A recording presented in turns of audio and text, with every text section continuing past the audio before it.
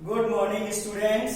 मैं संजय सोनी भगवती उच्च माध्यमिक विद्यालय के ऑनलाइन स्टडी प्रोग्राम में स्वागत करता हूँ। मैथ की क्लास 12th के लिए है ये वीडियो। हमारा जो टॉपिक था आव्यूह मैट्रिक्स, उसमें अपन ने आव्यूह की परिभाषा पढ़ी थी और आव्यूह के प्रकार। तो आव्यूह के प्रकार में हमारे विकर्ण आव्यूह तक हुआ था। कहां तक हुआ था भाई? विकर्ण आव्यूह। विकर्ण आव्यूह के बाद अगला है अदिश आव्यूह। अगला क्या है? अदिश आव्यूह।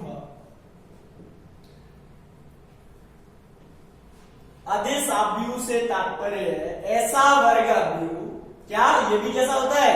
वर्ग आव्यूह, जिसके मुख्य विकर्ण के सभी अवयव समान होते हैं तथा शेष अवयव 0 होते हैं। एग्जाम्पल दे दें अपन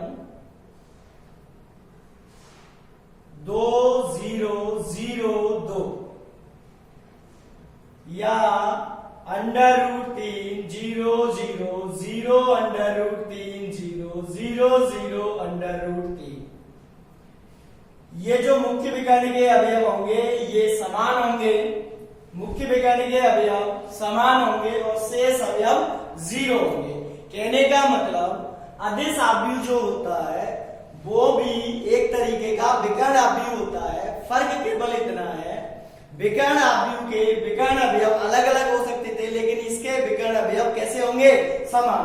तो इसको शॉर्ट में देखो कैसे लिखते हैं, A बराबर AIJ n क्रॉस n, जहां AIJ बराबर 0 यदि I बराबर नहीं है J के, और यहां लिख दें के यदि I बराबर है J के। कहने का मतलब यदि I बराबर J नहीं है, मतलब A11 A12 A13, तो देखो जो विकर्ण अवयव है उसके तो I और J बराबर है, जबकि यहाँ पे I और J बराबर नहीं है। ये I होता है, ये J होता है। I का मतलब पंक्ति और J का मतलब स्तंभ। तो जिन अवयवों की पंक्ति और स्तंभ अलग अलग है वो विकर्ण अवयव नहीं होते, तो वो तो 0 होने चाहिए। तथा जिनके पंक्ति स्तंभ कैसे है? समान है, मतलब जो विकर्ण अवयव है ये A22 होगा, देखो पंक्ति स्तंभ समान, ये A33 होगा, तो वो के का मतलब अदिश राशि होनी चाहिए, समान होनी चाहिए, सब में के आना चाहिए। फिर इसके बाद अगला जो इंपॉर्टेंट है इकाई आव्यूह। इकाई आव्यूह, इसको इंग्लिश में बोलते हैं आइडेंटिटी मैट्रिक्स। ये काफी इंपॉर्टेंट है, इसको सदैव I से व्यक्त करते हैं। I से व्यक्त करते हैं भाई, I से, आइडेंटिटी का I। इकाई आव्यूह का मतलब है ऐसा वर्ग आव्यूह जिसके मुख्य विकर्ण के सभी अवयव 1 तथा शेष अवयव 0 होते हैं। शेष अवयव 0 होते हैं। तो देखें I2, इसको क्या लिखेंगे भाई? I2 A001। बाकी के सबको A B C किससे भी व्यक्त कर सकते हैं, लेकिन इसको I से व्यक्त करते हैं। I3 बराबर 1 0 0 0 1 0 0 0 1, यानी मुख्य विकर्ण के अवयव तो एक एक लिखने हैं और बाकी के जो अवयव हैं वो 0 होने ही होने हैं। तो ऐसे ही I4 तो 4/4 का बन जाएगा 1 0 0 0 0, इस तरीके से अपन लिख सकते हैं। तो IN हो जाएगा, क्या हो जाएगा? IN, n गुणा n क्रम का। मुख्य विकर्ण के सभी अवयव 1 तथा शेष अवयव 0। अब ध्यान से सुनना, इसमें इंपॉर्टेंट क्या है, ये जो इकाई आव्यूह होता है इसको अपन तत्समक आव्यूह भी कहते हैं। तत्समक आव्यूह, तत्समक आव्यूह। ये जो आव्यूह होता है ये योग के लिए तत्समक होता है, गुणा के लिए तत्समक होता है। गुणन तत्समक, क्या? गुणन तत्समक। जैसे गणित में सपोज करो 2 गुणा 1 कितना आता था भाई? 2। 3 गुणा 1 कितना आता था? 3। x गुणा 1 कितना आता था? x। 1 गुणा 1 कितना आता था? 1। यानी एक से किसी भी संख्या को गुणा करें तो वही संख्या आती थी। तो यहाँ पे गणित में एक को अपन गुणन तत्समक कहते थे। ऐसे ही आव्यूहों के लिए जो इकाई आव्यूह है उसको गुणन तत्समक बोलते हैं। a इंटू आई बराबर आई इंटू ए बराबर ए, यानी इकाई आव्यूह का किसी अन्य आव्यूह से हम गुणा करें तो हमें वही आव्यूह पुनः प्राप्त हो जाता है। इसके बाद जो अगला आव्यूह है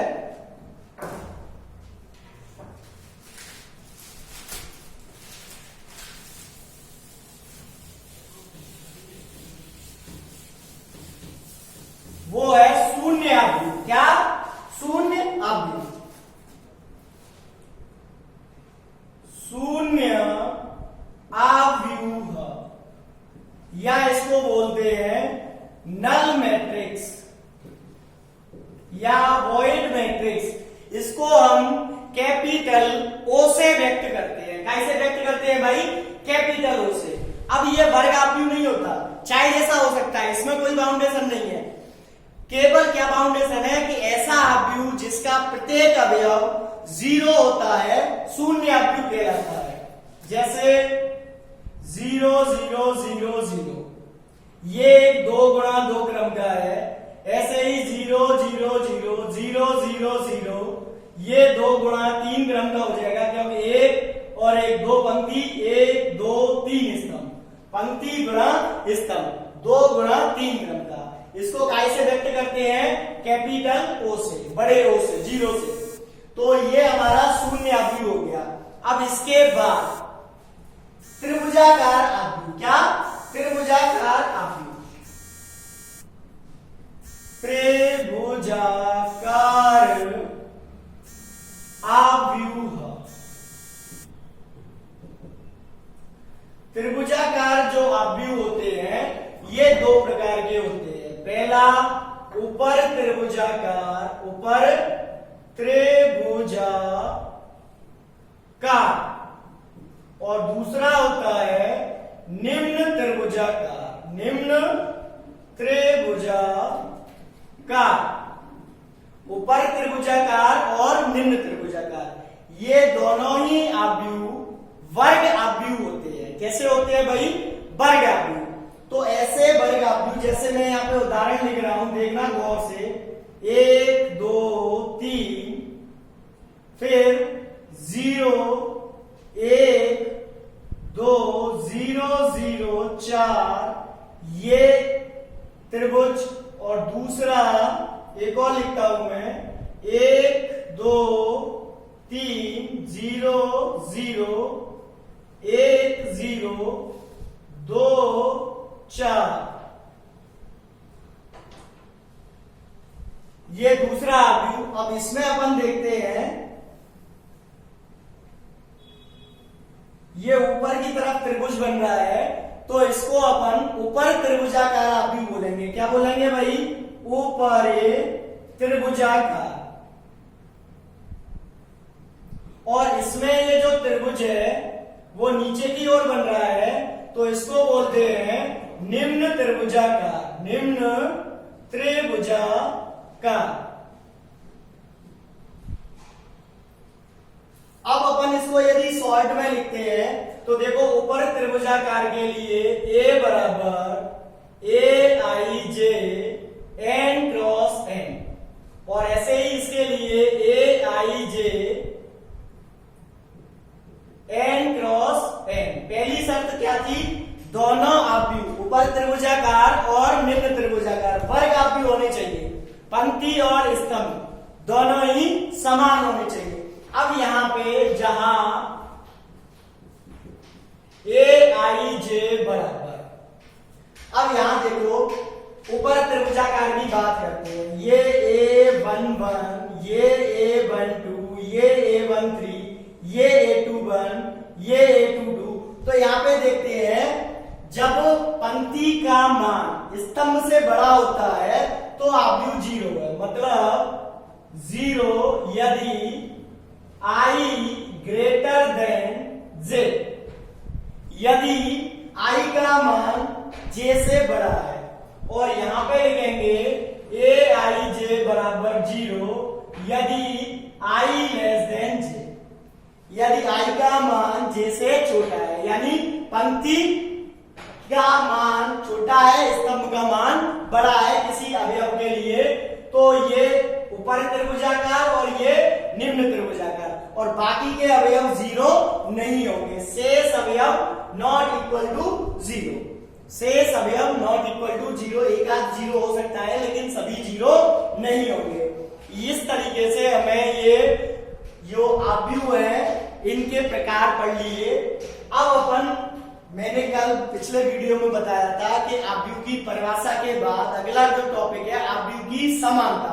इस पे निश्चित तौर से सवाल आता है, चाहे 1 नंबर का आए या 2 नंबर का, लेकिन आव्यूहों की समानता पे क्वेश्चन निश्चित तौर पे आता है। तो सबसे इंपॉर्टेंट टॉपिक है आव्यूहों की समानता। देखें,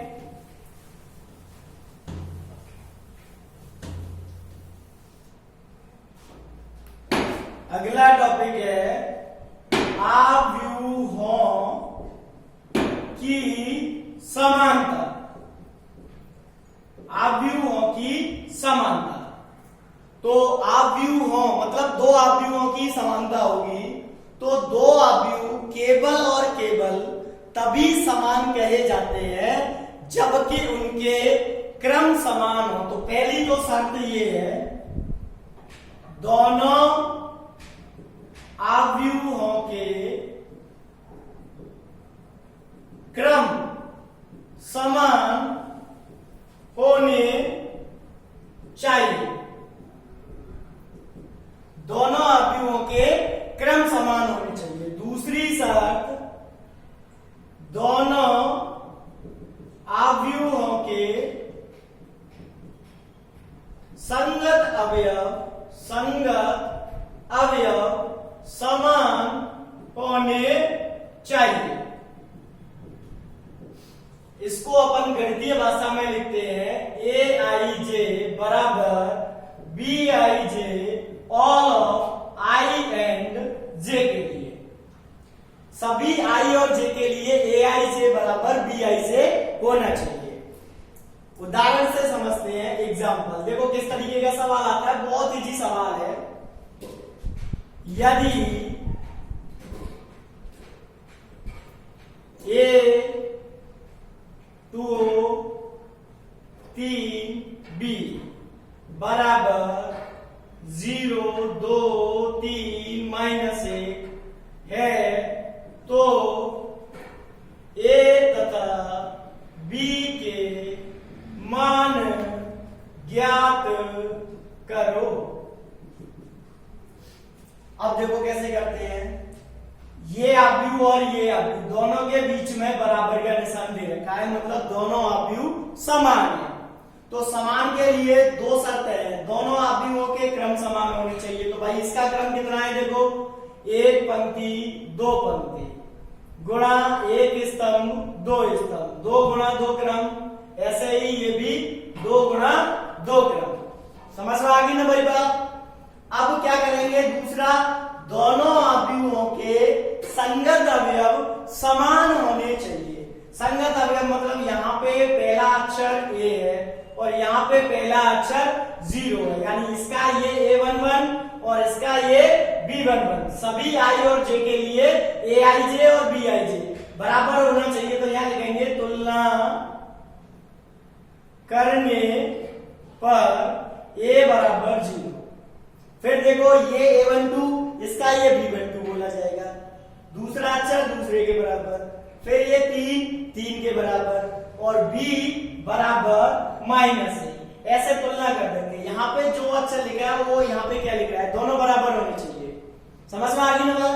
ये A11 ये B11 दोनों बराबर, ये A12 ये B12 दोनों बराबर, ये A21 ये B21 बराबर, ये A22 ये B22 बराबर। समझ में आ गई ना भाई। इसी प्रकार का और एग्जाम्पल करते हैं अपन। एग्जाम्पल सेकेंड, यदि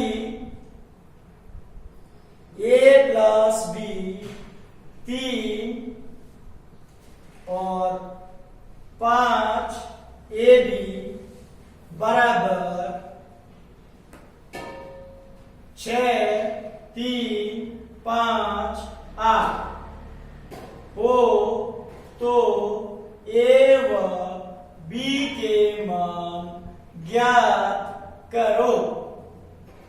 तो ध्यान से देखें, पहले शर्त क्या है, दोनों आव्यूहों का क्रम समान। तो देखो पहली पंक्ति दूसरी पंक्ति, 2 गुणा 1 स्तंभ 2 स्तंभ, 2 गुणा 2, ऐसे ही इसका भी क्रम 2 गुणा 2। पहली शर्त कंप्लीट हो गई।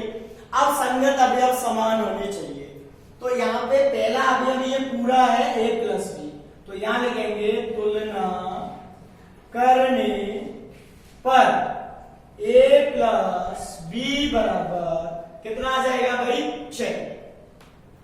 a प्लस बी बराबर 6, 3, 3, 5, 5 और दूसरा इसको समीकरण नंबर 1 दे दें और दूसरा समीकरण आ जाएगा ए बी बराबर 8।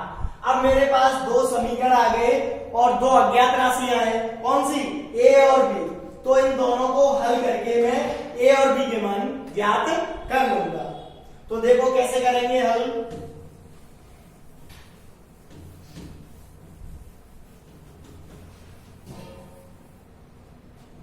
तो हल करने के लिए मैंने क्या किया, समीकरण 1 से देखो क्या आएगा, b बराबर 6 माइनस a समीकरण 2 में रखने पर समीकरण 2 ये रहा, a का a लिखा और b की जगह कितना लिखेंगे भाई, 6 माइनस a और बराबर में कितना है 8। अब मैं a से गुणा कर दूं तो क्या आएगा, 6a माइनस a वर्ग बराबर 8। अब इन दोनों पदों का इधर अपन पक्षांतरण करके एक द्विघात समीकरण बनाएंगे। तो देखो इधर a वर्ग जाएगा तो प्लस का हो जाएगा, 6a जाएगा तो माइनस का हो जाएगा और 8a बराबर 0। ये एक द्विघात समीकरण बन गया। इसको मैं हल करूंगा। द्विघात समीकरण को हल कैसे करते हैं, ऐसी 2 संख्याएं हैं जिनको गुणा करने पे 8 आ जाए और जोड़ने पे 6 आ जाए। तो 4 गुना का 8, a वर्ग minus 4a minus 2a plus 8 बराबर 0।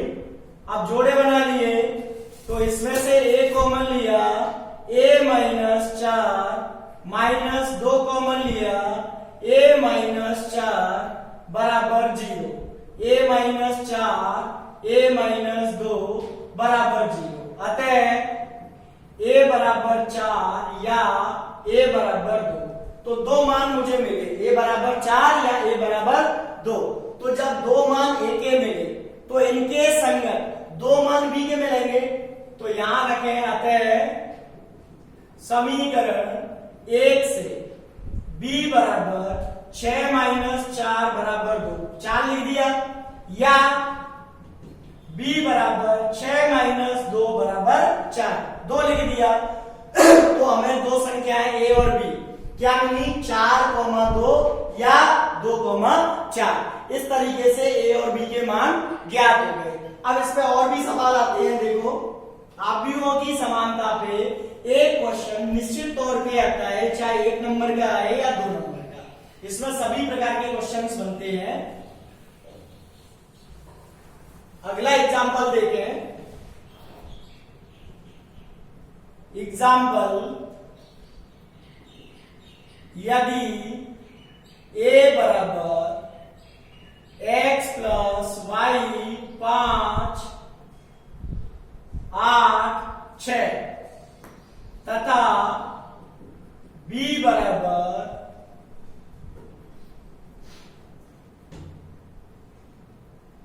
6, 5, 8 x माइनस वाई। यदि a बराबर b है तो x तथा y के मान ज्ञात करो। मान ज्ञात करो, ये हमारा उदाहरण है। अब इसमें कुछ और भी हो सकता है, x प्लस वाई की जगह x प्लस 2y या x प्लस 3y, और यहाँ 6 या x माइनस वाई या 6 की जगह मान लो मैं 4 कर दूं, मैंने 4 कर दिया, ठीक है, क्योंकि दोनों बराबर। अब अपन क्या करेंगे, सॉल्यूशन देखें। तुलना करने पर या लिख दें अवयवों की समानता से। क्रम एक पंक्ति दो पंक्ति, एक स्तंभ दो स्तंभ, 2 गुणा 2, इसका क्रम 2 गुणा 2, क्रम समान है। 2 शर्त बताई थी मैंने अभी। पहली, अवयवों के क्रम या कोटि समान होने चाहिए। दूसरी शर्त क्या थी कि संगत अवयव समान होने चाहिए। तो इसका पहला अवयव क्या है भाई, x प्लस वाई, और बराबर कितना है 6, पहला समीकरण लिख दिया। फिर 5 5 8 8, यहाँ 4 है और यहाँ x माइनस वाई है, x माइनस वाई बराबर 4। अब इस तरीके से 2 समीकरण आ गए। मान लो 6 होता तो यहाँ 6 लिख देता, 4 है तो 4 लिख दिया, ठीक है ना, उससे कोई फर्क नहीं है ना, 0 आ जाएगा मान किसी का। अब अपन देखते हैं ये दोनों ही रैखिक समीकरण युग्म है जो अपन ने 10th क्लास में किए थे बहुत अच्छे से, ग्राफीय विधि से या विलोपन विधि से या प्रतिस्थापन विधि से। तो यह विलोपन विधि लगाता हूं मैं, दोनों समीकरणों को जोड़ दिया। जोड़ने पर ये प्लस वाई और माइनस वाई कट गए, ये हो गए 2x बराबर 10, तब x बराबर 5। अब x का मान समीकरण 1 में लिख दें, x का मान समीकरण 1 में रखने पर, तो देखो क्या आएगा, x की जगह क्या लिखूंगा भाई, 5 प्लस y बराबर 6, तो y बराबर 6 माइनस 5 बराबर 1, y बराबर आ गया 1 और x बराबर आ गया 5। अब आप सभी लोग जो आपकी एक्सरसाइज है 3.1 उसको करने के योग्य होंगे। उसमें ज्यादातर जो सवाल है वो अवयवों की समानता पर है। ये सवाल अवयवों की परिभाषा से है कि एक 4 गुणा 4 क्रम का इकाई अवयव लिखिए। तो आप लिख सकते हो ना भाई, 4 गुणा 4 क्रम का इकाई अवयव क्या बताया था अभी, जिसके मुख्य विकर्ण के सभी अवयव 1 और शेष 0। तो क्या हो जाएगा, 1 0 0 0, फिर 0 1 0 0, फिर 0 0 0 1, इस तरीके से अपन लिख सकते हैं ना।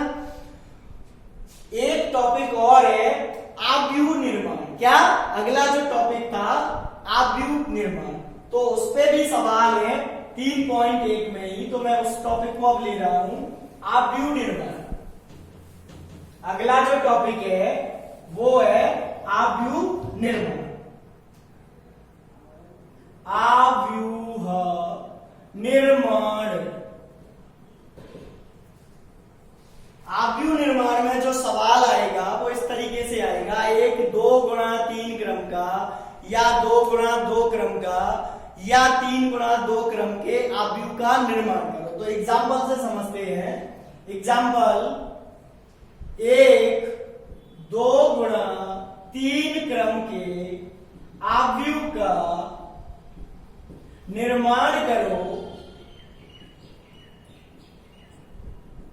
जिसका a बराबर aij 2 गुणा 3 aij बराबर 1/2 मोड में 2i माइनस 3j द्वारा प्रदत्त है, यानी जो अवयव है उसका जो व्यापक पद है वो इस फॉर्मूले के द्वारा प्रदत्त है। अब हमको क्या करना है, सॉल्यूशन देखें। सबसे पहले माना a बराबर जिस क्रम का लिखा हुआ है 2 गुणा 3, तो एक 2 गुणा 3 क्रम का अवयव मान लेंगे अपन, a11 a12 a13। 2 गुणा 3 का मतलब 2 पंक्ति होनी चाहिए और एक पंक्ति में 3 अक्षर होने चाहिए, a21 a22 a23। ये हो गया 2 गुणा 3 क्रम का। फिर अपन वो फॉर्मूला लिखेंगे जो दे रखा है व्यापक पद का, ai जे बराबर 1/2 मोड में 2i माइनस 3j। तो देखो सबसे पहले मैं a11 निकाला, क्या a11, i की जगह 1 आ गया, j की जगह 1 आ गया, तो इधर दाएं पक्ष में भी i की जगह 1 लिख दिया और j की जगह भी 1 लिख दिया। तो देखो क्या आता है 1/2, 2 एकम 2 माइनस 3। अब देखो 2 माइनस 3 माइनस का 1 आता है, लेकिन ये क्या है मोड, मोड से बाहर सदैव कैसा निकलता है प्लस का, तो इसीलिए 1/2। फिर निकाला a12, फिर क्या है a12, तो देखो i की जगह 1 आ गया, j की जगह 2 आ गया, तो इधर भी 1/2, i की जगह 1 और j की जगह 2, 1/2, 2 माइनस 3 गुना 6, कितना हो गया भाई माइनस के 4, लेकिन बाहर काय का आएगा प्लस का, तो 4/2 2 होगा। फिर निकाला a13, तो 1/2, देखो i की जगह 1, j की जगह 3, तो इधर भी i की जगह 1 और j की जगह 3, तो कितना आ जाएगा 1/2, 2 एकम 2 माइनस 9, तो ये आ जाएगा अपना 7/2। फिर अपन ने निकाला अगला a21, तो 1/2, इस बार i की जगह 2 आ गया, j की जगह 1, तो क्या लिखेंगे 2 गुणा 2 माइनस 3 गुणा 1, तो 1/2, 4 माइनस 3, ये आ गया अपना 1/2। फिर a22 निकाला 1/2, 2 गुणा 2 माइनस 3 गुणा 2, तो ये हो गया 1/2 और 4 माइनस 6, 2/2 का मतलब 1। फिर निकाला अपन ने a23, 1/2, 2 गुणा 2 माइनस 3 गुणा 3, तो ये हो गया अपना 1/2, 4 माइनस 9, तो कितना हो गया भाई 5/2। इस तरीके से मुझे ये सभी प्राप्त हो गए। अब यहां लिख सकते हैं अतः अभीष्ट आव्यूह a बराबर, इनको आराम से लिख लें, a11 कितना आया 1/2, तो 1/2 लिखा। फिर a12 कितना आया 2, तो a12 की जगह 2 लिख दिया। a13 7/2, तो 7/2 लिख दिया। फिर a21 1/2, फिर 1 और 5/2, हो गया 2 गुणा 3। इस तरीके से अपन आव्यूह निर्माण करते हैं। तो अब आप 3.1 एक्सरसाइज जो आपकी बुक में है उसको करने के योग्य हो गए, आप कर सकते हैं। मैं सभी प्रकार के क्वेश्चन बता चुका हूं। यदि कोई डाउट रहता है तो आप एकेडमी में फोन द्वारा कांटेक्ट करें या मेरे नंबर पे कांटेक्ट करें, मैं आपको उसका सॉल्यूशन सेंड कर दूंगा। और नेक्स्ट वीडियो के लिए कल इंतजार करें, कल नेक्स्ट वीडियो आएगा जिसमें अपन आव्यूह पर संक्रियाएं पढ़ेंगे। जब तक के लिए धन्यवाद। घर पर रहें, सुरक्षित रहें, लेकिन नियमित पढ़ते रहें।